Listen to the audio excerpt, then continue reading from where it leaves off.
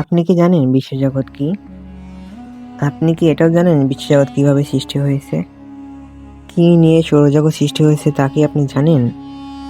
আপনি কি জানেন সৌরজগতে কি আছে? আপনি যদি সে কিছু না জেনে থাকেন তাহলে আজকে ভিডিওতে আপনার জন্য। কি নিয়ে বিশ্বজগৎ সৃষ্টি হয়েছে?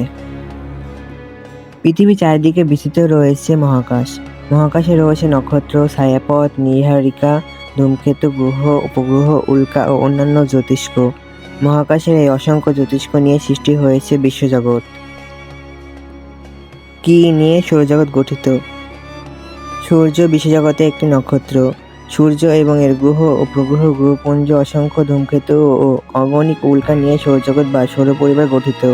সৌরজগতের সকল গ্রহ ও উপগ্রহ নিয়ন্ত্রক হল সূর্য। সূর্যকে সৌরজগতের নিয়ন্ত্রক বলা হয় কেন? গ্রহ ও উপগ্রহ সমূহ সূর্য ও নিজেদের পারস্পরিক মহাকর্ষীয় শক্তি দ্বারা আকৃষ্ট হয়ে নির্দিষ্ট কক্ষপথে নির্দিষ্ট সময় সূর্যের চারিদিকে পরিক্রমণ করছে। এজন্য সূর্যকে সৌরজগতের সকল গ্রহ ও উপগ্রহের নিয়ন্ত্রক বলা হয়। সৌরজগতে কি রয়েছে? সূর্য এবং এর গ্রহ, উপগ্রহ, গ্রহপুঞ্জ, ধূমকেতু, উল্কা প্রভৃতি নিয়ে যে পরিবার গঠিত তাকে সৌরজগৎ বলে। সৌরজগতের প্রাণকেন্দ্র হল সূর্য। সৌরজগতে ৮টি গ্রহ, শতাব্দী উপগ্রহ, হাজার হাজার গ্রহপুঞ্জ ও লক্ষ লক্ষ ধূমকেতু রয়েছে। সূর্য কি? সূর্য হলো একটি উজ্জ্বল নক্ষত্র। সূর্য পৃথিবী থেকে ১৩ লক্ষ গুণ বড়।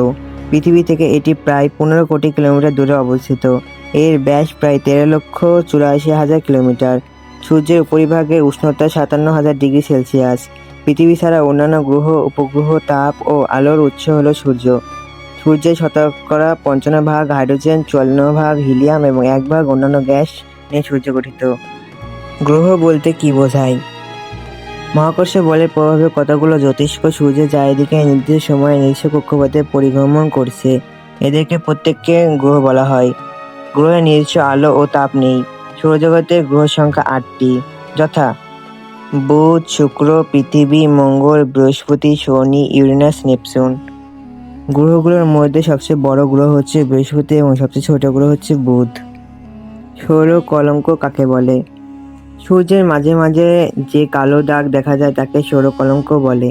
সূর্যের অন্যান্য অংশের চেয়ে সৌরকলঙ্কের উষ্ণতা কম থাকে। বায়ুমণ্ডল কি?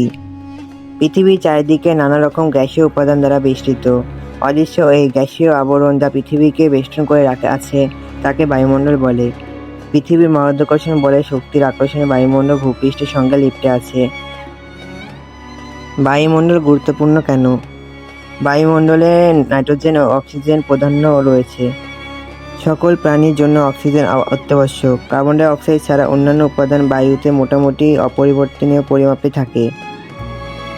তবে ধোঁয়া, জলীয়বাষ্প ইত্যাদি উপাদান বিভিন্ন সময়ে বিভিন্ন পরিমাপে থাকে। পৃথিবীর সমস্ত জীব বেঁচে থাকার জন্য বায়ুমণ্ডলের গুরুত্ব অপরিসীম। বায়ুমণ্ডল সূর্যের ক্ষতিকর রশ্মি থেকে প্রাণীকুলকে রক্ষা করে। সূর্যের গ্যাসীয় উপাদান যেমন কার্বন ডাই অক্সাইড ও অক্সিজেন যথাক্রমে উদ্ভিদ ও প্রাণীকে বাঁচিয়ে রাখে। সৌরদিন কাকে বলে? নিজ অক্ষে বা মেরু রেখার পশ্চিম থেকে পূর্ব দিকে আবর্তন করতে পৃথিবীর প্রায় ২৪ ঘন্টা বা একদিন সময় লাগে। নির্দিষ্টভাবে এই সময় হলো ২৩ ঘন্টা ৫৬ মিনিট ৫৪ সেকেন্ড। পৃথিবীর একটি পূর্ণ আবর্তনে এই সময়কে সৌরদিন বলে। দিন রাত্রি কিভাবে হয়? পৃথিবী গোলাকার বলে সূর্যের আলো একই সময়ে ভূপৃষ্ঠের সকল অংশে পড়ে না। আবর্তনের সময় যে অংশে আলো পড়ে সে অংশে দিন এবং যে অংশে অন্ধকার থাকে সে অংশে রাত হয়। এইভাবে দিন রাত হয়ে থাকে। বার্ষিক গতি কাকে বলে? পৃথিবী নিজ অক্ষে অবিরাম ঘুরতে ঘুরতে একদিন নির্দিষ্ট উপবৃত্তাকার কক্ষপথে নির্দিষ্ট দিকে এবং নির্দিষ্ট সময় সূর্যের চারিদিকে পরিক্রমণ করছে। পশ্চিম থেকে পূর্ব দিকে পৃথিবীর এই পরিক্রমণকে বার্ষিক গতি বলা হয়। সৌর বছর বলতে কি বোঝো? পৃথিবীর প্রতি সেকেন্ডে ৩০ কিলোমিটার বেগে সূর্যের প্রদক্ষিণ করছে। সূর্যকে পরিক্রমণ করতে পৃথিবীর ১ বছর সময় লাগে। এই সময়কে সৌর বছর বলা হয়।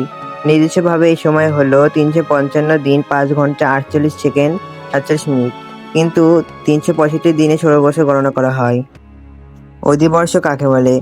সূর্যকে একবার প্রদক্ষিণ করতে আসতে পৃথিবীর সময় লাগে ৩৬৫ দিন ৫ ঘন্টা ৪৮ মিনিট ৪৭ সেকেন্ড, কিন্তু ৩৬৫ দিনে ১ বছর ধরা হয়।